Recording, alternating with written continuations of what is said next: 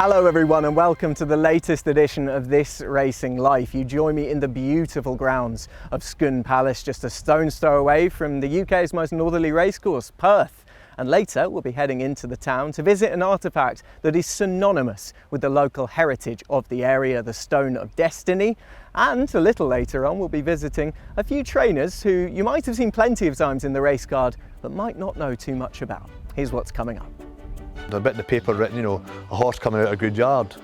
When you hear that written about, you suddenly go, is that me they're talking about? You suddenly think, oh, maybe I actually can half do this. We like to draw on our history here, and the Stone of Destiny obviously is the coronation stone, also called the Stone of Scone. It had spent the preceding 700 years in Westminster Abbey, and it had been removed by Edward I of England, basically taken as war booty during his invasion of Scotland in 1296. Keith Douglas a couple of years ago had a good go at it and unfortunately got beat a short ahead, I think, at the finish up. But any bonus scheme's good, because it's all about getting prize money and trying to help make the job pay. It is very, very competitive, but I think the prize money is absolutely tremendous and I think, is great for racing.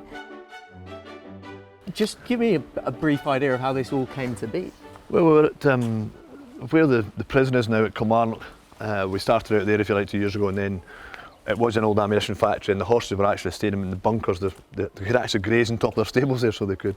And then we had a chance to sell it, and so we sold it and we had to try and buy somewhere else, and Dad and I couldn't find any we wanted really. And then my dad was in the vet work at the park across the road, and the man said, what are you looking for? He said, 150 acres planning. So when we went, there was no planning, we came here, bought this and gone forward. Didn't think I'd finish up staying 2 miles from where I was born, right enough, forever, but there you are, that's the way it's worked, and it's worked well.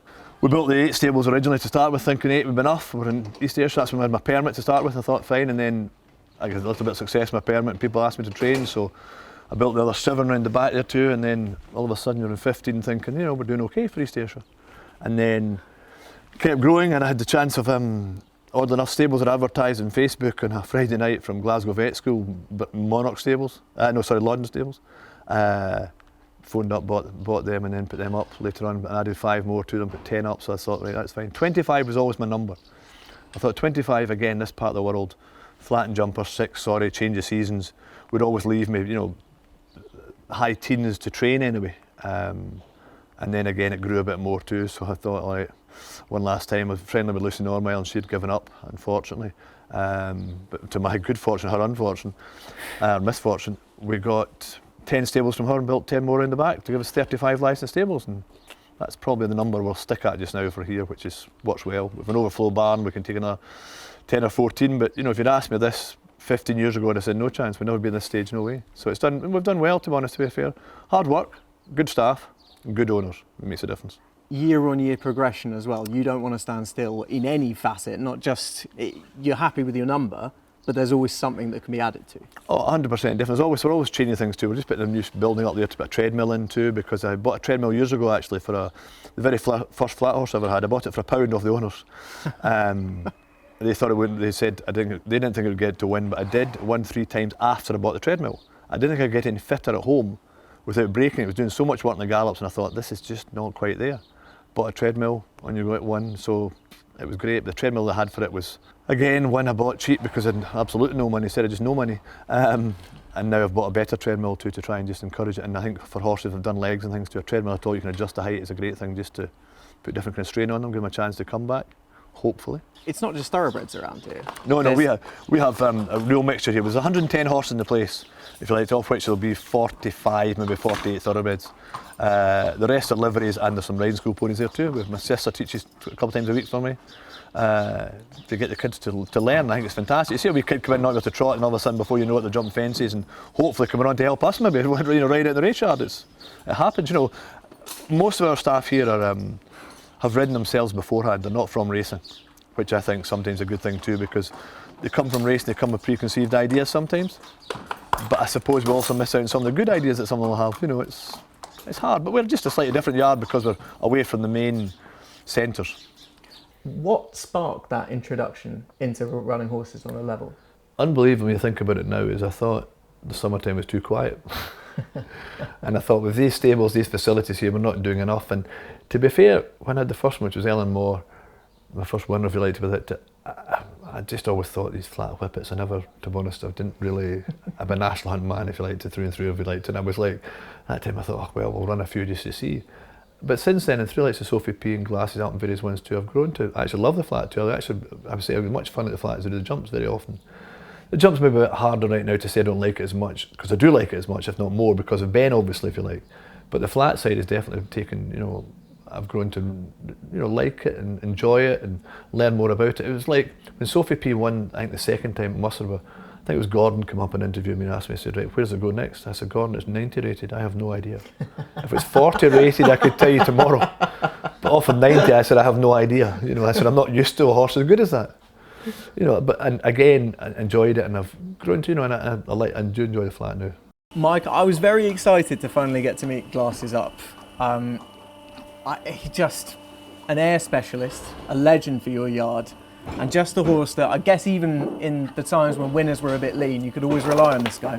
Oh, he was, honestly, it was sure as, you know, Tuesday follows Monday, if you liked. He was brilliant, and still is brilliant. He's been fantastic. For the boys that bought him, well, I'll tell you quickly a bit of the backstory. If you like. When I bought into sales, Tom Hamilton works at Joseph O'Brien's. I phoned Tom up, said, Tom, what do you think?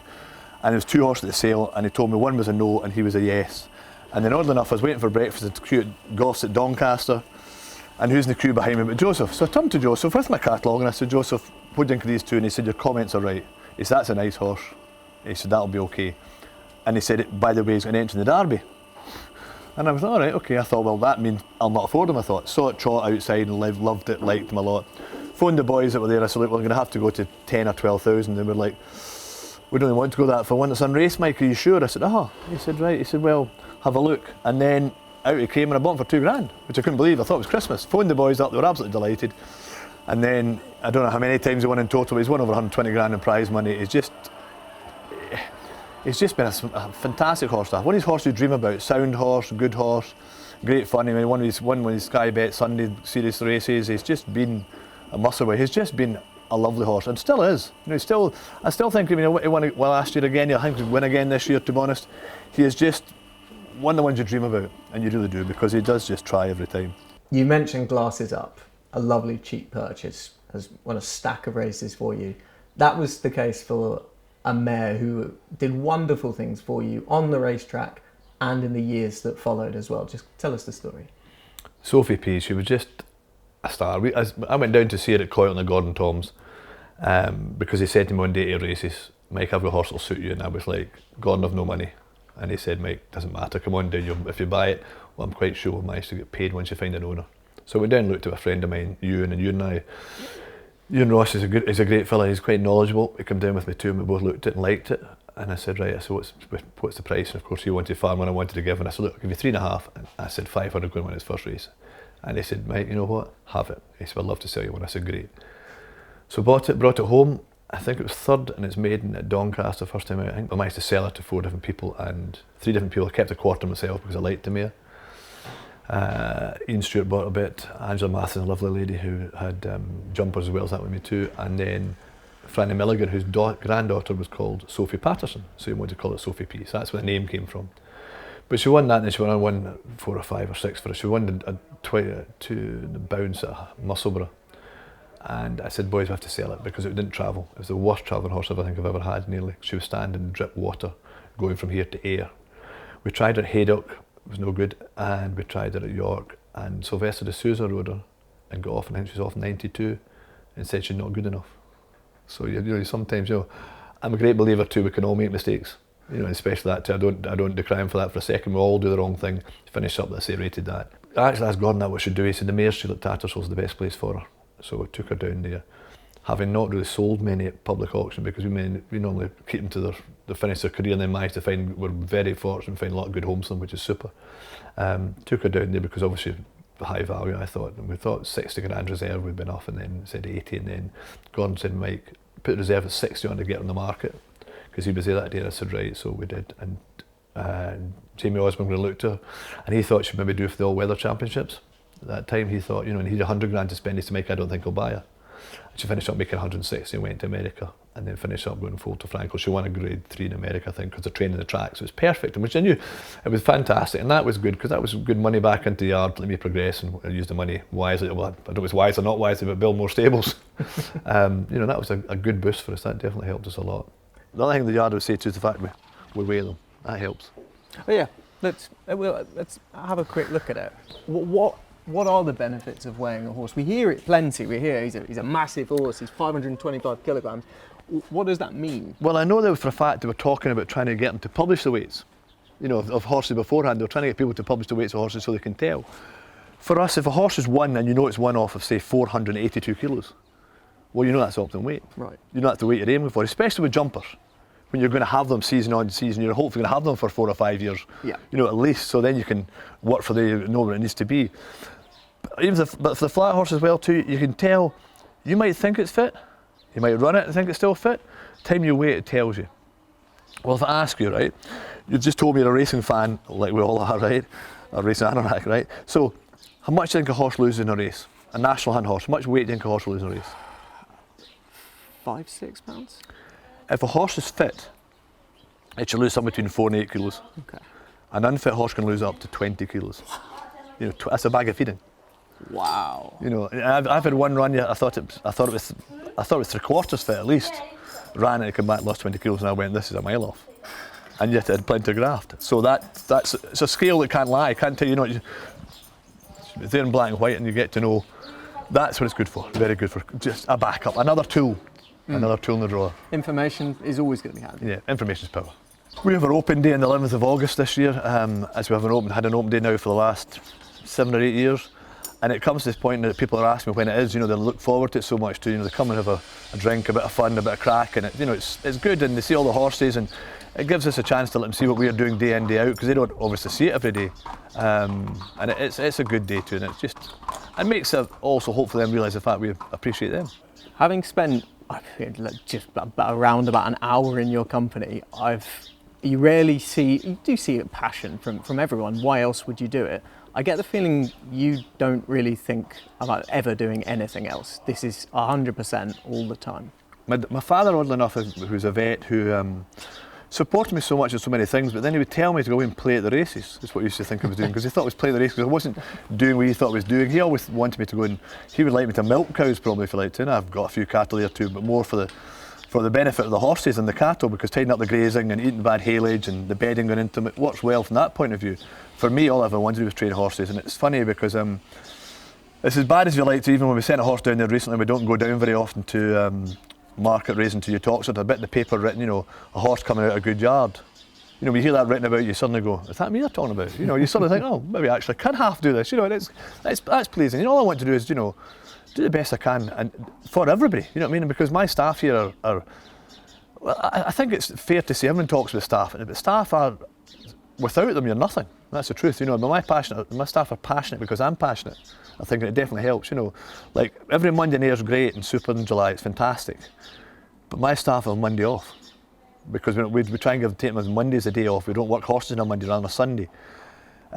Just that's the way we've always done it, if you like. It works well for us. But then there's never a problem to get the staff to come on a Monday to go racing, you know, even though it's a day off. They're all happy to come, and that tells you quite a lot. When do you stop? We don't. We never stop. We never stop. I mean, so it was an island. I went over to Derbyshire Island, couldn't buy in there, but then I bought one privately, so to go and pick it up myself because it taking too long to come. So I went and picked it up, and I picked up 2 riding school ponies for my sister at the same time. This time of year is very busy for me, in particular at the sales, to try and restock and trying to keep going. I also find it's a lot easier to sell somebody a dream when the dream's standing in front of them. To tell them I'm going to buy you a horse and it could take you 6 months to find a horse, but at that stage they've changed their mind for the dream and they've gone and sponsored a tennis player or a motocross biker or something, done something different for their passion because that's what they want to do. Whereas if you've got something here, you can hopefully capture them and get them interested from day one. Hopefully. Perth has been a happy hunting ground over the years for Mike Smith, and it is now under the management of Scone Estates, linking the racecourse to the neighbouring Scone Palace. The story of us supporting racing in Perth is quite old, potentially 400 years old in itself, and definitely 200 years old. The Perth racecourse was invited here by my great-great-grandfather in 1908. That's when it was first built here. And our relationship with the racecourse then was simply with the patrons, with the landlords and patrons. That continued successfully for over 100 years until a couple of years ago when the Perth Hunt Club, who were the essentially people who were running the operation at the time, decided that given where the world is at, highly commercial, and they were a membership organisation, they thought that full-time professional management would be the best thing for racing in Perth. And in talks with us, and given our long-term relationship with them, they thought that we would be the best people to take it forward in a way that would allow racing in Perth to prosper, which is what we all want. And how exactly did that go down locally from the get-go when there was the suggestion that you would be taking over operation? Yeah. Well, obviously, change always means there's some concerns. So quite rightly, people and members who've supported the racecourse for a long time were asking questions. Are these the right people? Are they going to ensure that racing continues in Perth? Are they going to improve racing here? Obviously, those questions were fielded. We met their concerns, and I think everyone is happy with the final outcome. The season that we're having now is proving to be very successful. We've already made some changes, and they've gone down very well. So I think, the outcome was very positive for all involved. How have you found things since officially taking over? Loving it, absolutely loving it. The team are fantastic. We inherited the team. It hasn't changed since we took it on. They're doing great things. Matthew, the clerk of the course, is really fantastic. And actually, horse numbers, this is what I'm learning as we go. Horse numbers per race are up 25% this year, which is fantastic for us. We are the most northerly racecourse in the UK. It's a lot of effort coming here, so we're extremely grateful that people are coming here. But there also seems to be a bit of a trend at the moment. It's the further you travel to get here, the more likely you are to win, which is slightly irritating our local trainers. But it's going really well, and the gate is up I think 8% this year as well. So we're feeling like we're being supported by the local community as well, which is great. In about a month's time, you have your race day, the Stone of Destiny race day, which is another great thing of local significance. Just give us an idea why. Yeah, historically great significance. We like to draw on our history here, whether it's our family history or the greater history of Perth or racing in Perth even. And the Stone of Destiny, obviously, it's the coronation stone, also called the Stone of Scone. It was nicked by the bad guy in Braveheart from here at Scone in 1296. Went on the jolly to Westminster for several hundred years, more than several hundred years, used in coronations of all the kings of England and then Britain and queens since then, but is back in the area.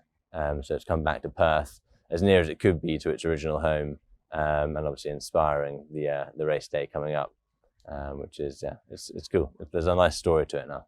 JP, for anyone who doesn't know what the Stone of Destiny is, how would you put it?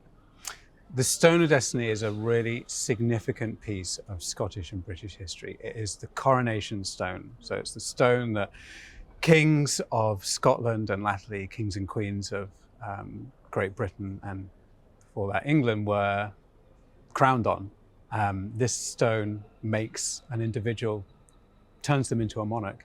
It's been used from, we know from at least the 13th century, but probably significantly before that, right up until the present day. It was used in Charles III's coronation.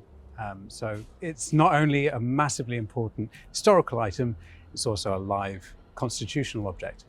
And it originated from Perth? Yeah, we're talking about, as important as it is, it's actually a very humble object. We're talking about basically a big block of sandstone with 2 iron rings around it, and it was quarried from Scone, which is about 2 miles north of Perth Museum, where it is now, and we think was probably a threshold stone, so basically a doorstep for an important earlier building like a Roman building or an early medieval church, that's been kind of basically retrofitted and turned into this hugely significant ceremonial object. A stunning amount of history around it, but in its most recent history, where was it before it made its way finally back home? So before it was here, it was housed in Edinburgh Castle. And before that, it had spent the preceding 700 years in Westminster Abbey. And it had been removed by Edward I of England basically taken as war booty during his invasion of Scotland in 1296. So it's been a long time coming back here. The Sky Bet Sunday Series has been a fantastic initiative for trainers in the north, and Jim Goldie has 2 horses 1 win away from landing the £100,000 bonus. It certainly concentrates your brain if you win one of the first races, so it's because obviously the bonus schemes and things like that, they're it's quite lucrative if you can collect it, but nobody's collected one yet, you know, so it's Keith Douglas a couple of years ago had a good go at it and unfortunately got beat a short ahead, I think, at the finish up, but it's any bonus scheme's good, you know, because they're it's all about getting prize money and trying to help make the job pay. Jim, let's be frank, what a star that Let's Be Frank has been for you this season. Just take me back to the beginning of the first time he came into the yard. What were the circumstances behind it? Good old Ted Durkin picked him up at the horses and training sale.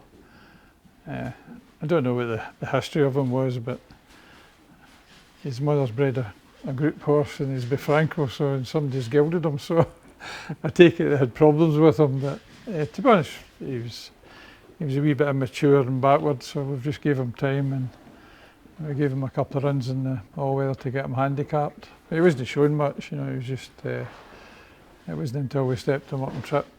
We ran him at 1.5 miles at Musselburgh and it was too short, so we probably got lucky at Hamilton when he won. He went a crazy gallop and he stayed on really well, so he's a good stayer, isn't he? But he's improving, he's a young horse that's maturing. When he first came, everybody had a wee go of him, everybody loved him. And then eventually it planned out that I ended up riding him every day and just fell in love with him. He's just such a good horse, so he is. He seems like a real gentleman. Yeah. Just in our interview with Jim there, his demeanour was just lovely. Has that always been the case? Yeah, he's just such a down-to-earth horse. He's really chilled out as well. Like, I've never seen a horse like it. Even when you take him to the races, he's like half asleep, and yeah, he's just so well behaved, so good, especially for a young horse like him. But when you let go of him and when you leg the jockey up, does he starts to wake up? He likes to have a wee bounce about. He knows what he's about to do, so he does. So he knows what he's about to do. He's ready for it. Before the Sky Bet Sunday Series came along, I'd imagine this might have been a horse we'd have seen in some bigger assignments. Is that fair? Well, we probably would have put him in the Stewards Cup, for instance, but I didn't. I thought, well, he's only got one target. There's money to be won. But you know, if he keeps progressing now, whether he's a 6 furlong horse is debatable. You know, he shows a lot of speed, but he's doing it within himself. You know, so you know, at 5 we're basically just letting him run. You know, which is unusual for our horses. We're usually hold up tactics. So. No, he's just all ride the wave, so to speak. What's his greatest asset, do you think? I think it's just his speed. Yeah. He's very naturally quick, you know, so he's probably on easy ground, you know, so whether he's quick, he'll let us all down on quick ground, we don't really know. I think he'll have a good chance, just hope it all falls right for him, really. He's quite straightforward in his races, so just hope everything goes all right for him. Those racing initiatives that they've come up in the last few years, Sky Bet have the Sunday Series, which has bigger prize money, the Racing League, which I know you were involved in. These can only be good things going forward. Well, I think so. I think on Thursday night with the Racing League, the prize money is tremendous. It's very competitive, I must say. I'm one of the managers for Scotland this year, so we've got a few nice team members. So hopefully we'll have a better year this year than last year. But it is very, very competitive. But I think the prize money is absolutely tremendous, and I think is great for racing. The Sky Series as well. I think Jim's heading for the $100,000 bonus, isn't he, with one of his good sprinters, American Affair, is it? Yeah. So, you know, I mean, he looks like, you know, that should happen. I think Keith Dalglish just got touched off one of the years going for the 100 grand, didn't he? Get beat a nostril, I think. So I think all those things are great for owners, great for racing, and they're good to the stable staff as well, the trainers. I think they're, you know, I think it's the way forward. The biggest win of your career, the only Scottish trainer to have had a Royal Ascot winner, is that correct? So I believe, yes. So I believe. So remarkable. I think, which I know, I couldn't believe it, to be honest, at that time, that it, you know, that was the only one. I think Keith Dalglish was just beating a short head, I think, with a 2-year-old a couple of years ago. So that was a kind of moment of, oh, but no, we still hold the record, which is very nice, you know. I'm sure that will not happen for long. Mike Smith's son Ben hit the headlines during the Grand National meeting in April when the conditional jockey landed the Alder Hay handicap hurdle. He's now flown the nest and has taken up a position with Oliver Greenhill and Josh Guerriero. You always dream and hope that your children will do well in the world and be nice people, if nothing else, to it. But in fairness, it's a very well-rounded, I think he's very well-rounded anyway. I'm a bit biased, obviously. But it's fantastic. His work ethic is fantastic. His love for horses is actually phenomenal too. Actually, he loves them, and to be fair, they run for him, which is good. And he's also very cool in the races he's shown up to now. I mean, his ride at Aintree, which is probably what brought him to everybody's attention, if you like, and prominence, was just outstanding. I mean, I think it was to go and do what he did on a horse, which we went down there, as Andrew said, we would go for the crack, if you like. It was more than that. It was fantastic. And then, but he backs up all the time. To be fair, he does. He just sits quietly. I mean, we've twice the differing opinions. Once with a Dance Thief, he said it was too slow for 2 miles. And oddly enough, I bought it off Stuart Crawford, who's a friend of mine. And Stuart had won in the race, and Ben went on to win it quite nicely. And of course, after I said, well, what about that? He said, well, yeah, Dad, you were right. But he would say it quite happily with a good grace, because he was chuffed to bits because he got a winner. The fact he's done so well is, again, it's a double-edged sword for me, because he's done well, but now unfortunately he's flown the nest a bit, if you like. But he's always been in the phone for. I know he will be, because I know what he's like. He'll help me doing entries still, even though he's down there. Ollie and Josh always have first call on, which so they should, because they're employing him. But they've already said that, you know, if he's rides for me to get, he'll get them. So he'll still have loads to ride here, and he's going to come home. Again, they've been good enough to give him 3 days off in the fortnight, rather than a day and a half a week. So it's worth his while coming home. He'll come home. He'll hopefully keep contact the owners that are here, and the horse are here too, and hopefully in his career continues to go the way it's going. You know, it's superb. I mean, his interview at Aintree, I mean, anybody that watched it and didn't get enthusiastic or excited about it shouldn't be watching racing. It's unbelievable. I mean, I only got my licence in December, and if you'd have told me I had a ride at this meeting, I'd have told you were delusional. Let alone to have a winner. Oh, I honestly, I can't believe it. I can't thank Andrew so much for letting me ride him. I mean, you know, it's my first outside ride, and to do it in a race like that, it's unbelievable for him to give me that opportunity. And I have to thank my dad and the whole team at home, from my side of things, from getting me to this position, you know. They've done a lot of work as well, but oh, I just can't believe it. I cannot believe it. It was just pure, unadulterated joy of what he'd just achieved. It is, and that's what we've all got to remember the sport's about. It's days like that, which don't happen all the time. It might never happen again as good as that, to be fair, but one thing's for sure, he and I will both be trying to, you know, to try and emulate it, if not be better. And he has done nothing but improve since. He spends, yeah, he's not driving it, unfortunately, but a lot of that was down to me, because I told him not to bother with his driving test just to get on and pass his conditional jockey's course, which he failed first time, which I found a bit surreal, again, a bit ridiculous. I was like, what? I couldn't believe it. On a simulator where he'd already won these races. But that's behind him now. He's going forward, and he took that quite badly, actually, to start with, for him. He didn't show much emotion here, because he doesn't. He's very good that way. But it was disappointing. He had to work hard, so he did, and he worked hard with Brian Hard as his jockey coach, and he has been very good with him too, if you like to. And Brian's a good guy. He's one of the proper gentleman. Got Ben to realise where his mistakes were making, stop making them. He phones him before and after nearly every time he rides, and walks the track with him if he can, all the rest of the works, and his influence has been tremendous to make him into what he is. And now he's down there, he's got Josh, and all that I say to you will support him. I know they will, because I know they've spoken about him already.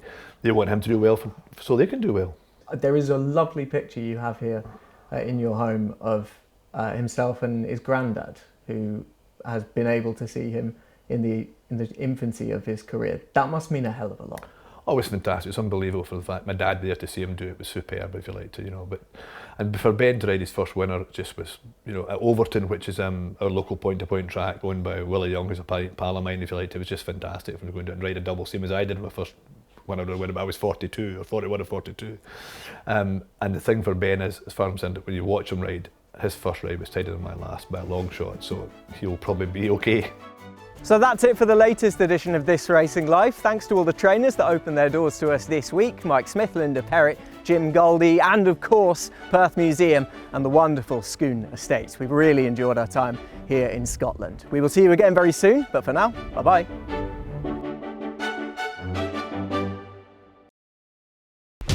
Watch live racing now on racingtv.com.